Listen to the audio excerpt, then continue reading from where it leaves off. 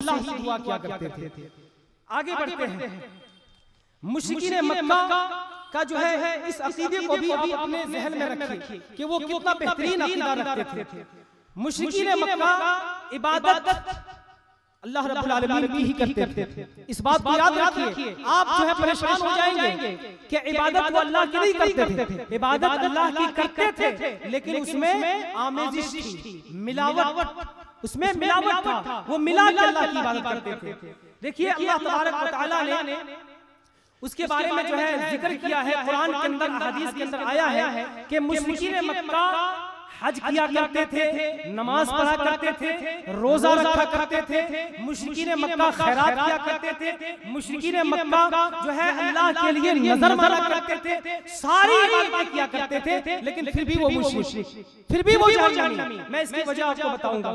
अल्लाह रब्बुल आलमीन ने कुरान मजीद के अंदर बयान फरमाया कि वो इबादत किस तरह से करते थे। आप देखिए, इस बात पर गौर कीजिए कि जो आदमी मस्जिद बनाता है, हदीस के अंदर क्या है, मम बना लिल्लाहि मस्जिदन, जो अल्लाह के लिए एक मस्जिद तामीर करता है, अल्लाह तबारक व तआला उसके लिए बनल्लाहु लहु बैतन फिल जन्नह, जन्नत में उसके लिए एक घर बना देता है। और एक हदीस के अंदर है कि जो एक परिंदे के घोंसले के बराबर भी मस्जिद बनाता है, अल्लाह ताला उसके लिए एक आलीशान महल जन्नत में बना देता है। गौर कीजिए कितनी खूबसूरत हदीस है। एक परिंदे के घोंसले के मानिंद भी अगर आपने मस्जिद में अपना पैसा लगा दिया, अपने मस्जिद के किसी कोने को बनवा दिया, अल्लाह ताला इसके बदले में जन्नत में खूबसूरत आलीशान महल आपको अता करेगा। ये जन्नत, ये जो है मस्जिद बनाने की जो है सवाब है और नेकी है। तो जो इंसान एक मस्जिद बना दे, अल्लाह उसके लिए जन्नत में महल बना देता है।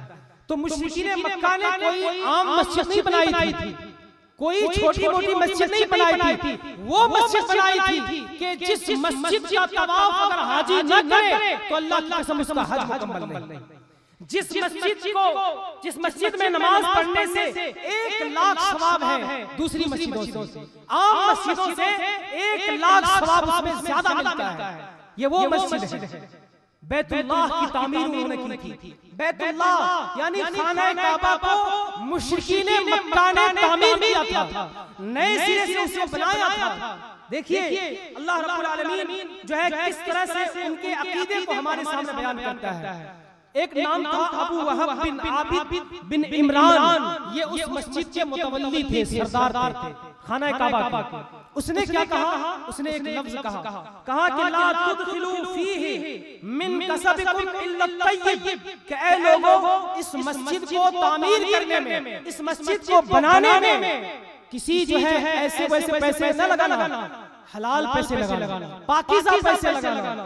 वला तदखलू फीही महर बग़ीन, और ना ही किसी ज़नाकार के पैसे लगाना, किसी तवाइफ का पैसे लगाना, किसी तवाइफा औरत का पैसे लगाना। वला बैअ रिबा, और ना ही सूद का पैसा लगाना। वला मज़लमत अहद मिनन नास, और ना ही लोगों से जुल्म किया हुआ पैसा लगाना। कितनी बेहतरीन बात है। मस्जिद को बनाने में हराम पैसा नहीं लगाना, सूद का पैसा नहीं लगाना, तवाइफों के कमाए हुए पैसे को नहीं लगाना, लोगों से जो छीन कर लाया है, लूट कर लाया है, जो जुल्म से हासिल किया है, उस पैसे को नहीं लगाना। क्यों?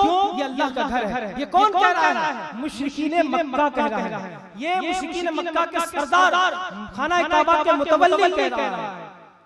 तो हमें ये बताइए कि इतनी बड़ी मस्जिद, इतने बेहतरीन मस्जिद, खाना काबा जो दुनिया के अंदर सबसे पहली मस्जिद, उस मस्जिद को मुशरिकीन मक्का ने तामीर किया, तो उसे क्या जन्नत मिल जाएगी? मुशरिकीन मक्का जन्नत में चले जाएंगे? बोलिए क्या वो जन्नत में जाएंगे? हरगिज नहीं। मुशरिकीन तो जहन्नमी है, दायमी जहन्नमी, अबदी जहन्नमी, वो हमेशा हमेशा के लिए जहन्नम में रहेंगे। मस्जिद बनाया फिर भी जहन्नम। आगे देखिए एक और इबादत, हज करते थे।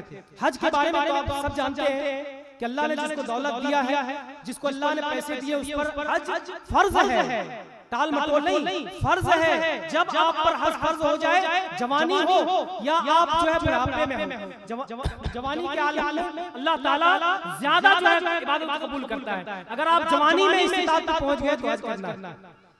फरमाया अल्लाह रब्बुल आलमीन ने मन हज्ज लिल्लाहि फलम यरफुस वलम यफसुक रजा कयौमिन वलदतहु उम्मुहु। बुखारी शरीफ हदीस नंबर 1622, नबी करीम सल्लल्लाहु अलैहि वसल्लम फरमाया कि जो शख्स हज करने के लिए जाता है तो वो वहां से ऐसे लौटता है जैसे उसकी माँ ने आज ही उसे जन्म दिया, आज ही वो अपने माँ के पेट से निकला है। ऐसे गुनाहों से पाक हो जाता है, गुनाहों से बिल्कुल पाक हो जाता है। जैसे एक बच्चा माँ के पेट से निकलता है, कोई झंझट नहीं, कोई टेंशन नहीं, कोई परेशानी नहीं, कोई गुनाह नहीं, कोई जुल्म नहीं, कोई गीबत नहीं, कोई चुगली नहीं, सारे गुनाहों से एक बच्चा पाक होता है, मासूम होता है। वैसे ही वो इंसान हो जाता है जो एक दफा हज कर ले और हज करके वापस लौट आ जाए, कोई बुराई न करे, कोई फिस्क फुजूर वाला काम न करे, तो वो उस बच्चे की तरह हो जाता है। मुश्रिकीन मक्का अबू जहल ने एक दो नहीं, तीन चार नहीं, बल्कि हजारों हज किए थे उन्होंने, हजारों हज किए थे। या यूं समझ लीजिए कि उन्होंने बेशुमार हज किए थे, बहुत ज्यादा अबू जहल ने हज किया था। लेकिन बताइए कि अबू जहल के इस हज करने की वजह से अल्लाह ने माफ किया, जबकि अल्लाह का नबी का ये हुक्म है कि वो बच्चे की तरह हो जाता है, गुनाहों से पाक हो जाता है।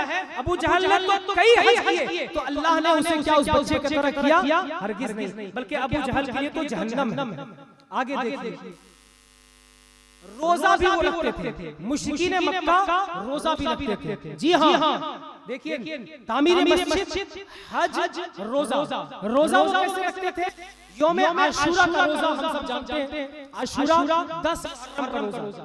10 मुहर्रम का रोजा आमतौर पर लोग ये समझते हैं कि मदीना के अंदर ये रखा गया, लेकिन नहीं, बल्कि ये मक्का के अंदर ज़माना जाहिलियत में मुश्रिकीन भी रखा करते थे, मुश्रिकीन भी रखा करते थे। उनका ये दावा था कि हम दावत दीन इब्राहिमी पर कारबंद हैं। मुश्रिकीन मक्का जो है इनकार नहीं करते थे, वो इब्राहिम अलैहिस्सलाम के दीन पर अपने आप को जाहिर करते थे कि हम इब्राहिम अलैहिस्सलाम के दीन के मानने वाले हैं। तो मुश्रिकीन मक्का जो है रोजा रखते थे यौम आशूरा का, जिसके एक रोजा 2 रोजा रखने का हुक्म है, जिसका रोजा अगर आपने रख लिया तो आपके पिछले गुनाह माफ हो जाएंगे। 1 साल के गुनाह अल्लाह ताला माफ कर देता है। उस रोजा को मुश्रिकीन मक्का रखा करते थे। अब हमें ये बताइए कि इस रोजा रखने की वजह से क्या वो मुश्रिकीन मक्का कामयाब हुए? क्या अल्लाह ने उसे माफ किया? क्या उसे जन्नत की जो है खुशखबरी सुनाई? नहीं, बल्कि वो तो जहन्नमी, खालिदीन फीहा, जन्नत में हमेशा रहने वाले। उसके बाद देखिए अल्लाह रब्बुल आलमीन ने इन तमाम अमाल के बदले में उसे क्या इनाम दिया? मुश्रिकीन मक्का को क्या कहा? फरमाया अल्लाह ताला ने सूरह अनआम आयत नंबर 88 के अंदर, वलौ अशरकू लहबिता अनहुम मा कानू यामलून, इन लोगों के अमाल को अल्लाह ने बर्बाद कर दिया। और ये आयत जिस ज़िम्न में नाज़िल हुई है उसमें 18 नबियों का तज़किरा है, 18 नबियों को अल्लाह रब्बुल आलमीन ने जिक्र किया है। उसके बाद फरमाया कि अगर ये लोग शिर्क करते तो इनके सारे अमाल को बर्बाद कर दिया जाता। तो बहरहाल ये मुख्तसर सी बातें मैंने आप हज़रात के सामने रखी हैं, इससे आप समझ गए होंगे कि मुश्रिकीन मक्का का अकीदा क्या था। वो अल्लाह को खालिक मानते थे, अल्लाह को राज़िक मानते थे, अल्लाह को मुदब्बिरुल उमूर मानते थे, दुनिया को चलाने वाला अल्लाह को मानते थे, जमीन और आसमान को पैदा करने वाला अल्लाह को मानते थे, चांद सूरज को मुसख्खर करने वाला अल्लाह को मानते थे, मुसीबत में अल्लाह को पुकारते थे, रोजा रखते थे, हज करते थे, तामीर मस्जिद को सवाब का काम समझते थे। लेकिन इसके बावजूद भी वो मुशरिक क्यों करार पाए? अल्लाह देखिए, मैं आपको बताऊं कि तौहीद जो है 3 किस्म है। एक तौहीद उलूहियत, तौहीद रुबूबियत, तौहीद अस्मा व सिफात।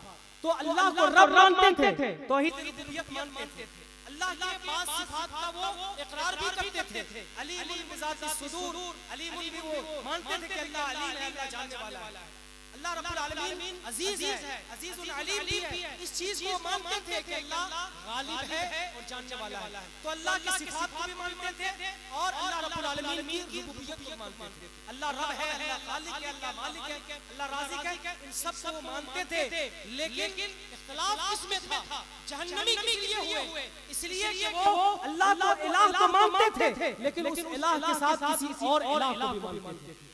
अल्लाह को माबूद तो मानते थे, लेकिन उसके साथ किसी और को माबूद मानते थे। कुरान कहता है, फरमाया सूरह यूनुस आयत नंबर 18 के अंदर, व यअबुदून मिन दूनिल्लाह मा ला यज़ुर्रुहुम व ला यनफउहुम हाउलाई शुफाउना इंदल्लाह। वो कहते हैं कि वो अल्लाह रब्बुल आलमीन ने कहा कि अल्लाह के अलावा जिसकी तुम इबादत कर रहे हो, जिसको तुम पूज रहे हो, जिसकी तुम परस्तिश कर रहे हो, ये ना नफा पहुंचा सकते ना नुकसान पहुंचा सकते। तो ये लोग जवाब क्या देते? ये लोग कहते कि ये तो हमारे सिफारिशी है, ये सिफारिशी है, एक वसीला है, हम इसे वसीला बनाते हैं।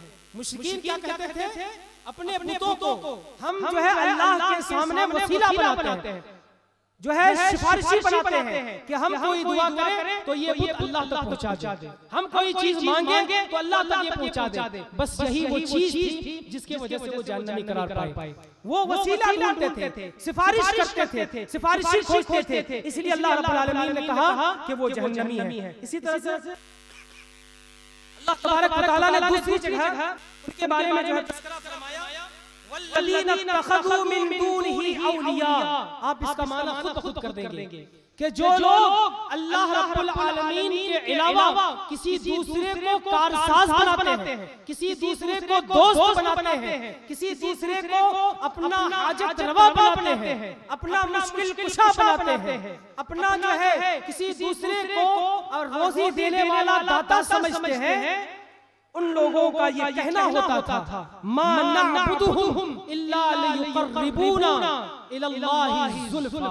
वो क्या कहते थे कि हम इसकी इबादत इसलिए करते हैं कि ये हमें अल्लाह से करीब कर दे, अल्लाह से करीब कर दे। अब जरा गौर कीजिए, आप तवज्जो दीजिए इस आयत पर कि मुश्रिकीन बुतों को इसलिए नहीं इबादत करते थे कि वो हकीकी माबूद है, वो हकीकी माबूद नहीं समझते थे, बल्कि वो अताई माबूद समझते थे कि हकीकी माबूद अल्लाह है, लेकिन अल्लाह ने इसे कुछ जो है कुछ ताकत दी है, अल्लाह ने कुछ तसर्रुफ करने की सलाहियत दी है, ये अताई माबूद है, हकीकी माबूद अल्लाह है। तो मुश्रिकीन मक्का भी अल्लाह को हकीकी माबूद ही समझते थे, लेकिन उसके साथ अताई माबूद भी 360 रखे हुए थे। वो सिर्फ बुत नहीं थे, नबियों की तस्वीरें थी, नबियों की मूर्तियां थी, नेक साले लोगों की मूर्तियां थी। मेरे भाइयों, ये मुश्रिकीन मक्का के अकायद मुख्तसरन मैंने आपके सामने रखे हैं। अल्लाह रब्बुल आलमीन से दुआ कीजिए कि अल्लाह ताला हम तमाम मुसलमानों को मुश्रिकीन मक्का के जो अकायद थे उनसे मुकम्मल तौर पर बचने की तौफीक अता फरमाए।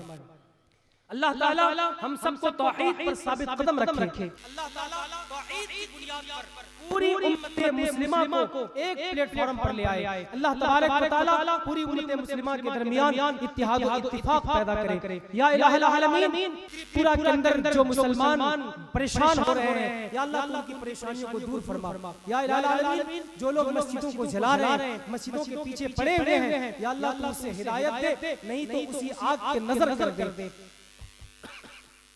या इलाहुल आलमीन, हम सब यहाँ जितने लोग शरीक हुए हैं, या अल्लाह हम सब के गुनाहों को तू माफ अता फरमा। या इलाहुल आलमीन, हम सब की जो है मग़फ़िरत अता फरमा। परवरदिगार आलम, जो माँ बहनें यहाँ पे तशरीफ लाए हैं, या अल्लाह उनकी परेशानियों को दूर फरमा। जिनके रिश्ते नहीं मिल रहे हैं, परवरदिगार आलम उनसे नेक साले रिश्ता अता फरमा। या इलाहुल आलमीन, हम सब के घरों में बरकतें नाज़िल फरमा। परवरदिगार आलम, हम सब के घरों से मनहूसियत और शैतानियत को दूर भगा दे। या रब्बल आलमीन, तुझसे इल्तिजा करते हैं, या इलाहुल आलमीन, तुझसे ही दुआ करते हैं। परवरदिगार आलम, हम सबको कल क़यामत के दिन जनाब मुहम्मदुर रसूलुल्लाह सल्लल्लाहु अलैहि वसल्लम के झंडे तले जगह नसीब अता फरमाना। रब्बना तक़ब्बल मिन्ना इन्नका अंतस समीउल अलीम व तुब अलैना इन्नका अंतत तव्वाबुर रहीम। सुब्हान रब्बिका रब्बिल इज्जति अम्मा यसिफून व सलामुन अलल मुरसलीन वल्हम्दुलिल्लाहि रब्बिल आलमीन।